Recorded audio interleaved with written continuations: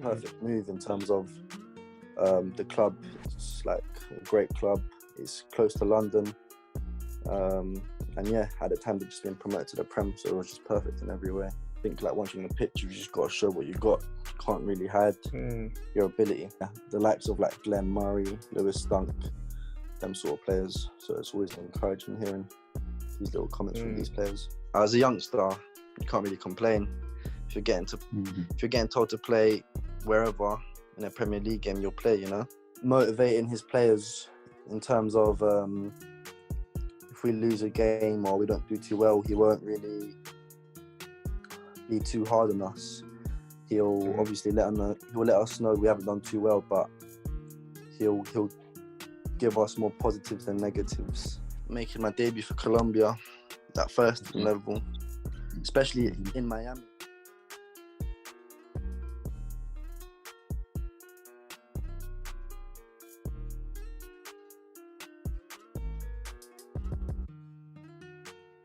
Right, so we're live. Yes, gentlemen, I want to say a big thank you first and foremost, Steven. Thanks for coming on, bro, and just sharing your journey and just having a little conversation. No worries, man. Good to be here. Pleasure, man. And Dan, yes, finally we got Dan as well on the podcast. Someone that you guys will get to see more often.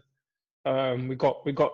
I think we can have our own segment one day as well, Dan, because we were supposed to do this long time ago. Yeah, I want to interview you. That'd be good. No, for sure, man. But yeah, no, Steven, again, thank you, man. So we'll get into it. Just so the listeners can kind of get to know you a little bit more. If you can share a little bit about your journey in terms of your childhood, where you grew up, and what was that like? Yeah, I'm born in Camden. I've lived in Islington my whole life, really.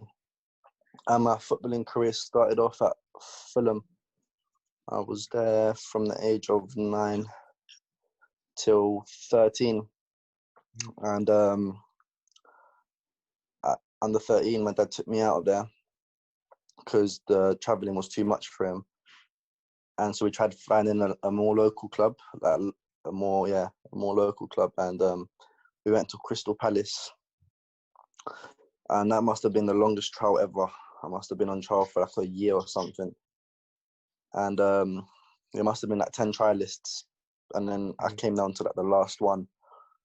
And then there was this game, the coach told me, if you play well, we're signing you. And I had a mare. And I didn't get released straight after that, but it just kept it going. And in the end, I just got told that was too similar to what they had. And then, yeah, so I just basically got rejected. And that was like the first time, but I didn't really take it to heart, you know. I've always been quite confident within myself. And so I just thought, I'll just go to the next team and I'll sign for them. And then one of my PE teachers at school, he used to be a Leyton Orient coach. And he recommended me to go to Leyton Orient. And at the time, I weren't too keen because as a young kid, you always want to be at the top teams, you know. You don't want to go to like a League 1, League 2 team. You always want to be at like the top teams. But my dad was telling me it's better to be a big fish in a small team, you know, so you could show yourself and prove yourself again. So I just thought, why not? And then I've gone to Leyton Orient and I signed after literally a few weeks. And then from Orient, I signed at under 13s, made it all the way to my first year pro. So yeah, Orient's basically where it all started. That's amazing journey as well. And you said something like you was at Palace for like a long time. Now, a lot of players, you know, they would get disheartened when they get released. And you were saying something that, you know, you're confident within your own ability. Like, where did that mindset come from? Was it your surrounding? You know, growing up around Islington it's not the best place, but it's not the worst place in the world. But would you say, you know, your upbringing kind of created that mindset for you? Yeah, I mean, I've always had my dad there supporting me. From a young age, he'll take me to the park, just train me up, do a little passing or whatever. And when I would just play with my friends at the local pitches, I always was one of the better ones, if you want to say it like that. So yeah, I was always like quite confident within myself, and I didn't really let the Crystal Palace situation bring me down in any way. I think my dad was more disheartened than I was. And at the time you're young, you don't think too much about it. You don't think, oh, I'm going to make a career out of it. You just want to go to a team to play football, you know. But yeah, I didn't think much of it. And then I went to the next team and signed.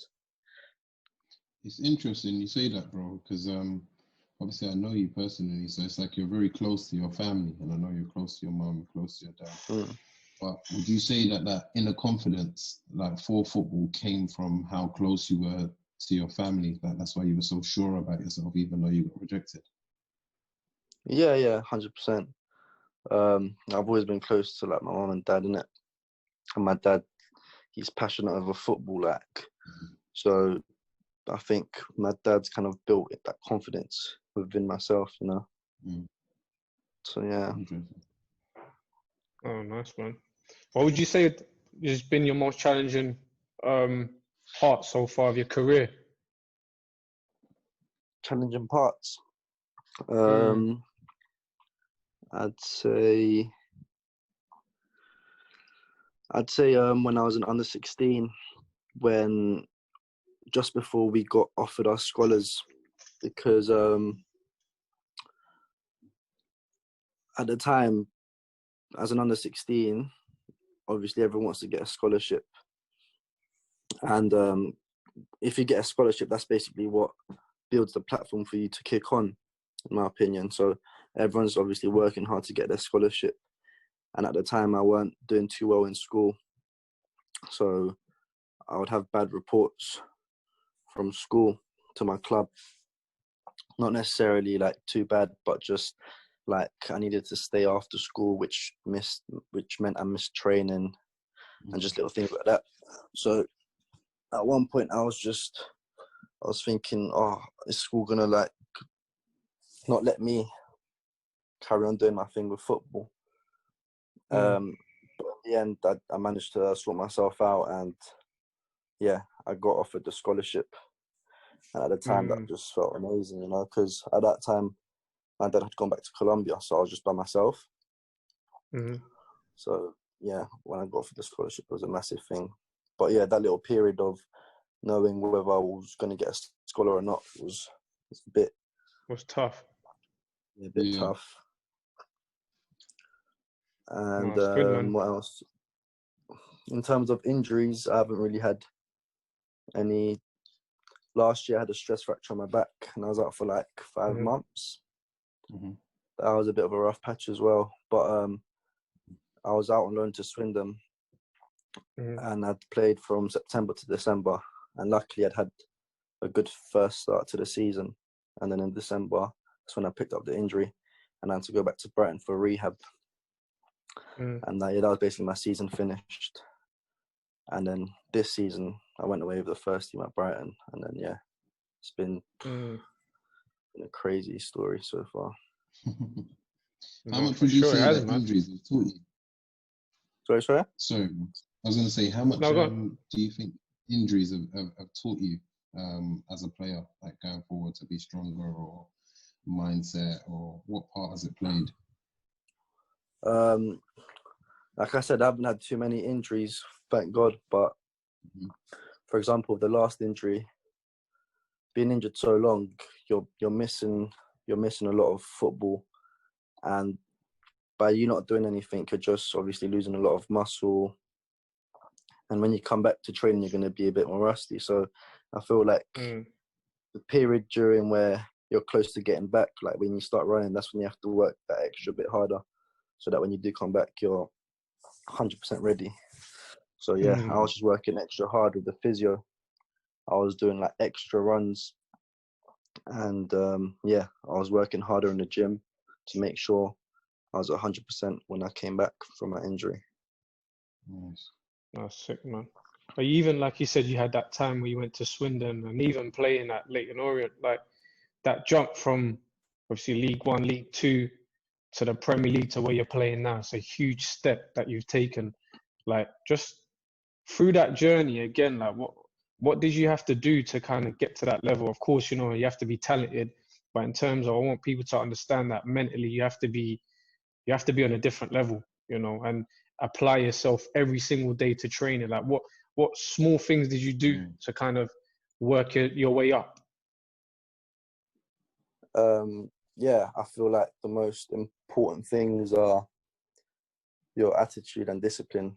You know, the way you conduct yourself as a professional. There's a lot of talented kids out there, but I feel like some of them might lack that professionalism.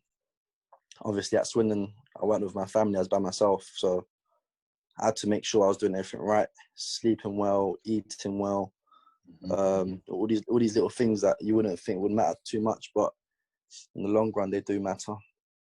And obviously, being from London, Islington, you're used to always being with friends, but when I was at Swindon, I was literally by myself.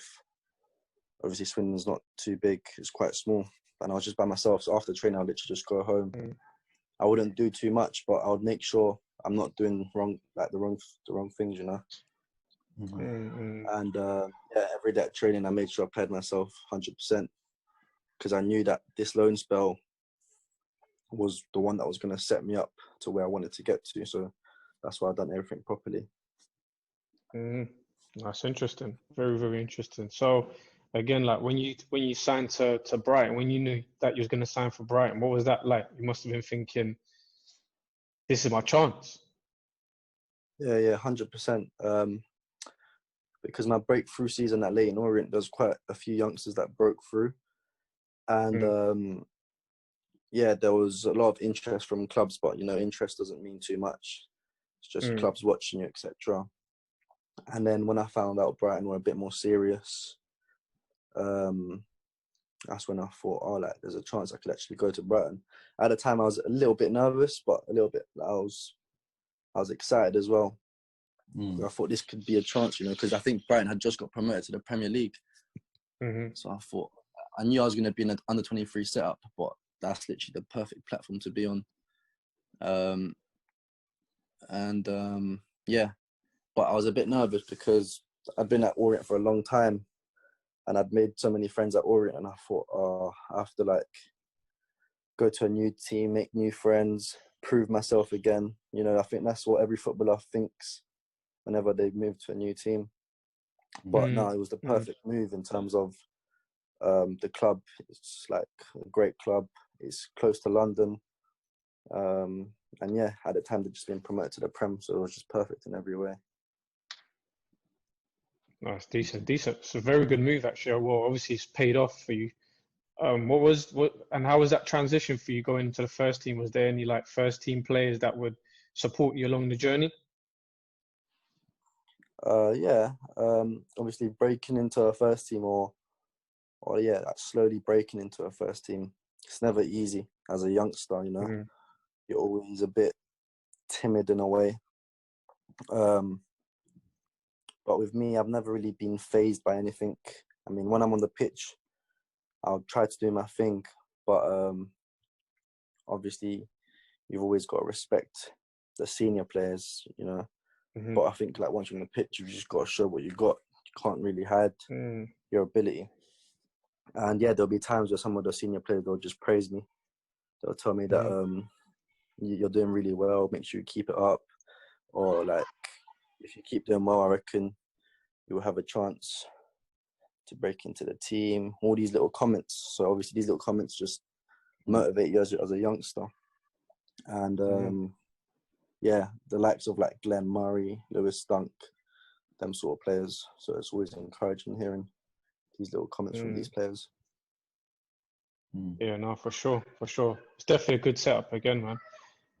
How again, like your preparation to, you know, from Leyton Orient to preparing for a game, for a Premier League game, is completely different. Like in terms of your preparation, how do you prepare for a game? Is there anything that you do in particular?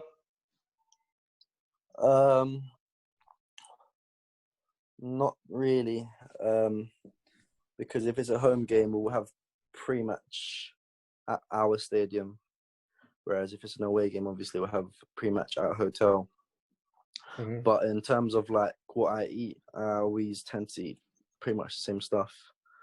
Obviously, some people are superstitious, so they'll always probably have the same thing or whatever they do. But I just eat whatever I fancy on the day, to be honest. Yeah. But most of the time, it's just like chicken, pasta, some tomato sauce, some avocado. I like to make sure my belly's nice and full. Where some people might only have like a bit of toast with, I don't know, a tea or something. But that's mainly what I have. What's your favorite meal to have on a normal day? On a normal day? I Mm. don't know, it varies, you know. I've become a good cook, so I change it up sometimes. Sometimes I'll have cooking? Sometimes I'll make salmon, and then I'll make some nice sauce with some prawns and then some rice. What sauce though? What sauce is it?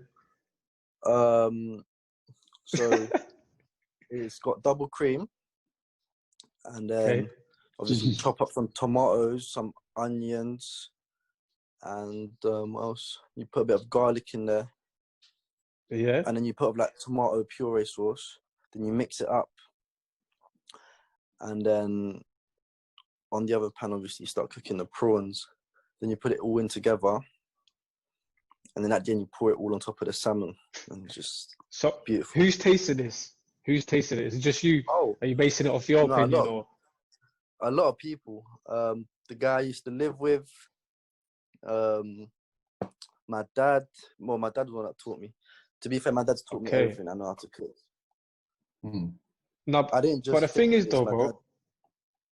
No, sorry to cut you off, but the thing is, because we're laughing at it, but this is very, very important, you know, especially as a young player, like you said, you've been on loan to Swindon, and it's like little things like this, cooking for yourself, looking after for yourself is life skills that, you know, everyone must have, especially again, like going away from home. You need to learn this. Otherwise, you'll end up in a McDonald's drive-thru at 12 o'clock at night, getting a Big Mac, which you don't want to do. 100%. When I first joined Swindon, I didn't know how to really cook at all. And then obviously I started to pick up little things. And then, to be fair, the period when I learned the most was when I got injured, because I had so much spare time. And I thought, you know, like I might as well just learn. And obviously the more you start to cook, the more little things you start to learn. And then just like everything's a matter of practice, you know? Yeah. No, for sure, man. How's quarantine been for you though? What are you keeping up with? Quarantine, I think it's been the same for everyone, bro. Just like first few weeks, just been indoors. I didn't work out too much the first few weeks because I was meant to have an operation on my pubic bone, but I think that's been rescheduled for the end of the season. But then when I found out it got rescheduled, that's when I started to work a bit harder. And once we were allowed outside, I started to go out for jogs, etc. But yeah, it's just been the same routine pretty much every day. Wake up, and sometimes we'll have like Zoom calls with the team, and we'll have like little workouts, just little things like that, really. No, what about like obviously you picked up some habits when you was at Swindon?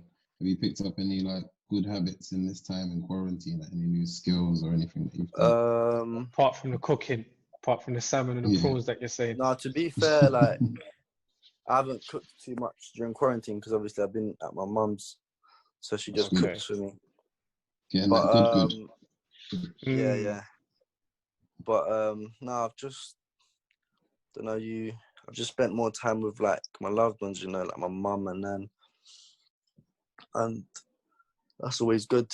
Just because on a normal, if it weren't for quarantine, I'll just be living my life, like coming down for like 1 or 2 days, then back to Brighton. But obviously, I've managed to spend more time with them and get to know them even more and stuff. No, sick, man. One thing that I want to speak to you about is I've seen you play quite a few different positions this season as well. Like, what would you say your best position is?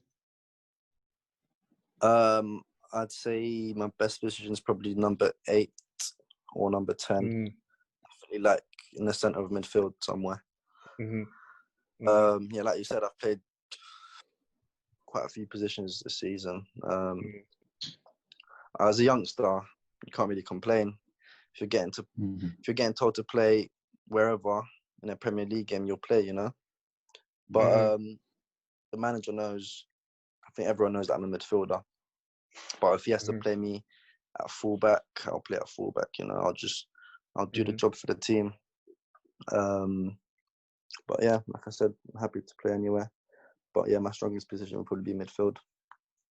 No, you've been good though. Even playing fullback and whatnot, you don't seem like you're out of place and things like that. So again, that's something that you said is important for young players to understand.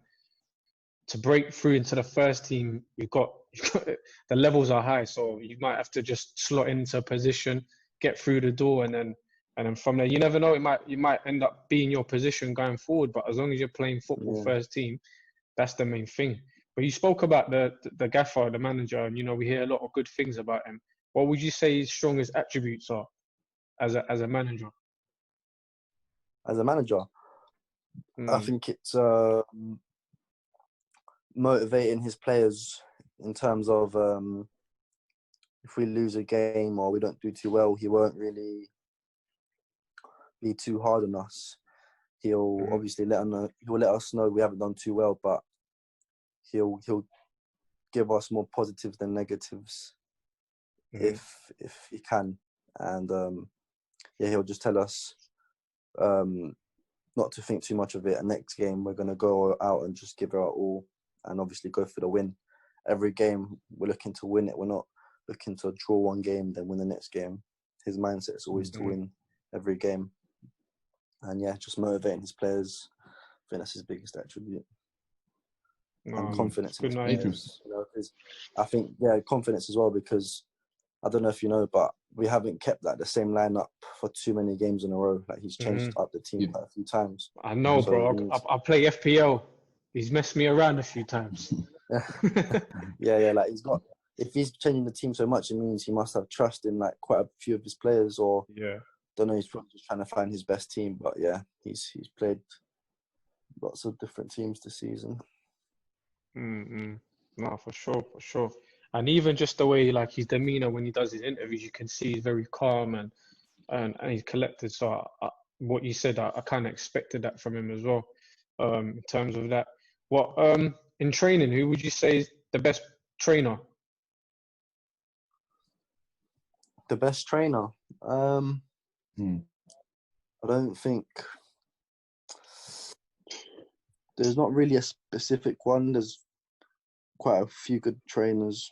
I think Matty Ryan, the keeper's up there. He's hardworking. I can't really pick anyone out, to be honest. Everyone's hardworking, but in terms of like ability-wise, in my opinion, I would probably have to say someone like Davy Proper, just a classy player, just someone to look up to, and it's perfect in my sense, because obviously he's a midfielder, so I could just pick up little things that he does and stuff.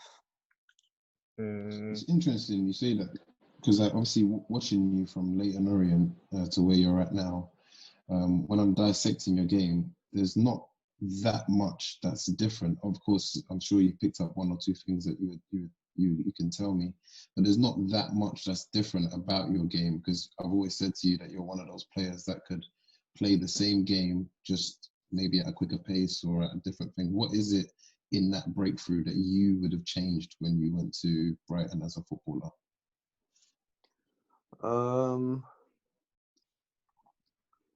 Like you said, I don't think much has changed, but I think the main thing is the fact that I don't get fazed by anything. I just play my football. So obviously they must have thought like he's a confident young player, that he's got ability.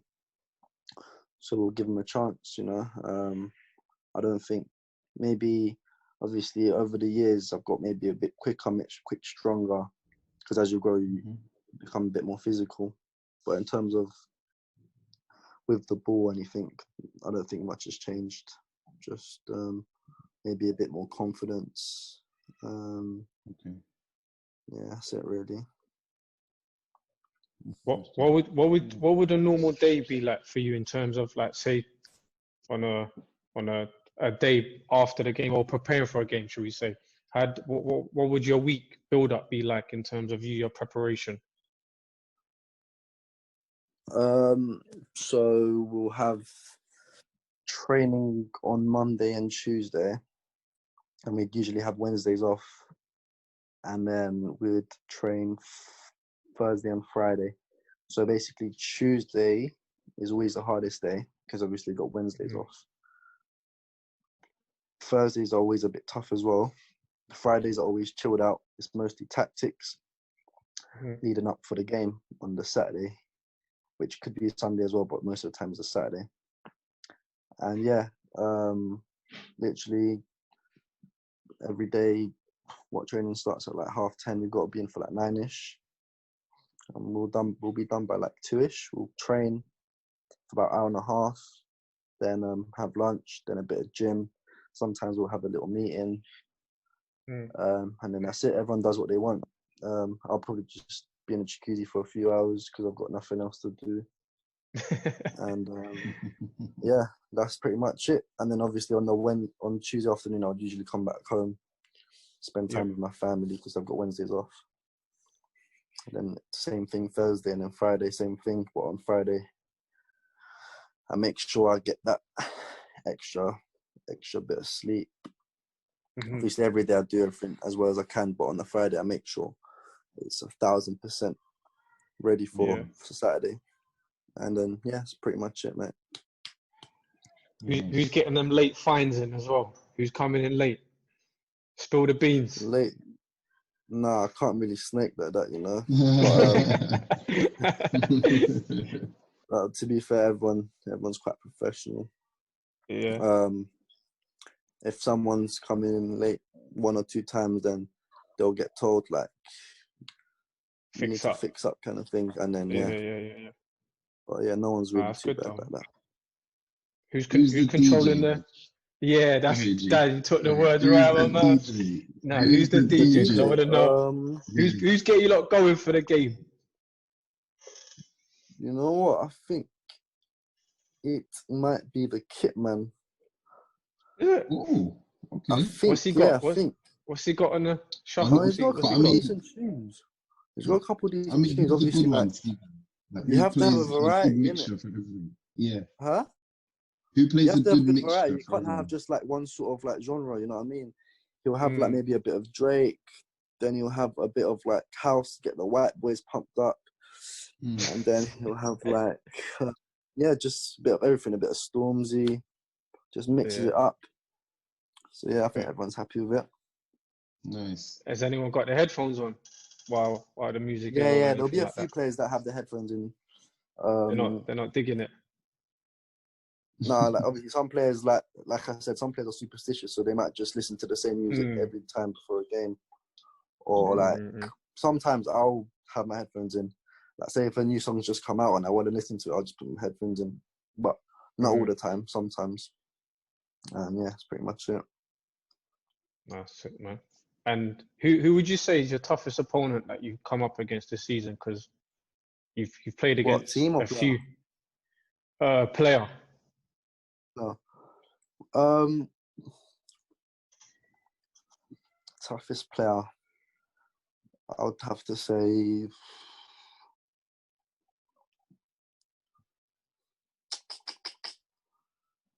You've played a few. I'd have to say season, yeah.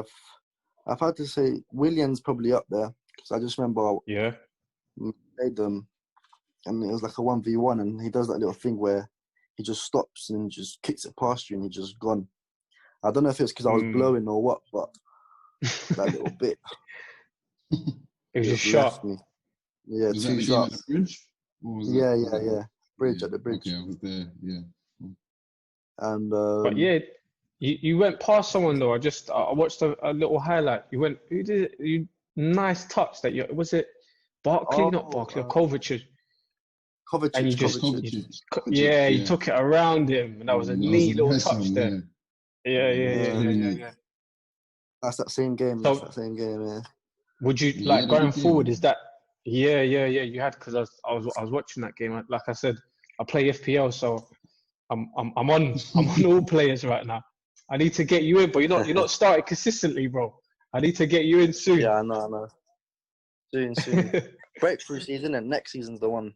Yeah. No, for sure, man. For sure. No, you've had to be honest with you, bro. Every game that you've come on or started, you've had a good game, man. Seriously, like I'm not just saying that because I'm just 100%. speaking to you, but Yeah.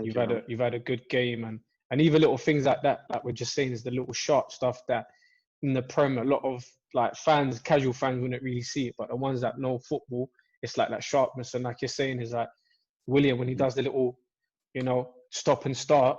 Some people be like, that's nothing, but mate, he's worked on that. Do you know what I mean? So keep going, man, and definitely next season, hopefully everything settles down for next season and fans are back in. But yeah, man, keep it going, bro. Keep it going, man. Yeah, man, 100%. I just wanted to ask quickly, obviously I kind of know, but what would be your biggest achievement that you've achieved so far in football? Biggest achievement? Probably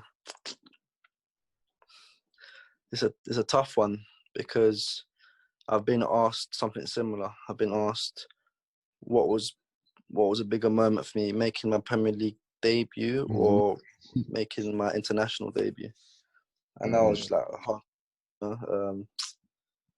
because playing in the Premier League is not easy. Not anyone can do that. That's everyone's dream. But then obviously representing your country is a massive thing as well. Biggest achievement, I might have to say making my debut for Colombia, that first team level, especially in Miami. Yeah. And in the way I've done it, like obviously representing your country is just not any just represent your country, like it's a big thing. And yeah, just like singing the national anthem, and I remember the Miami one, like they were walking out and then all the lights turned off and then there was just fireworks, and like if I wasn't there, I'll probably be at home watching the game. That's the weird thing about it. But I was actually there on the bench. I didn't start the game, but I was on the bench and I was just singing the national anthem. And then I came on that game to make my debut, and it just, it didn't feel real. And then when I got back to the hotel later that day, it just kind of kicked in, and I was just like, rah. And yeah, probably has to be that one. My debut against Peru. I just wanted to quickly say as well, sorry, G, to cut you off. No, go on, I just bro. wanted to quickly say, you obviously making your debut for Colombia is what I thought you would have said. But I remember we were watching, I can't remember what game it was. It was a Colombian game. And we was just with the family and stuff and was watching the game together. I think it was the World Cup before. The World Cup, yeah. And we spoke about you having those aspirations to play for Colombia and playing for Colombia in that same time frame. What would you say it was that like kind of got you into that space? Are you someone who like writes things down? Like, do you? Yeah, I'm someone who's very positive. It's called law of attraction, isn't it? Like when you think of something and you keep thinking about it, and you finally pursue it. As a young kid, I've always had big dreams. I've never like been one of them just to think I want to play football for the sake of it. I've always said, I want to be at a top level, play Premier League.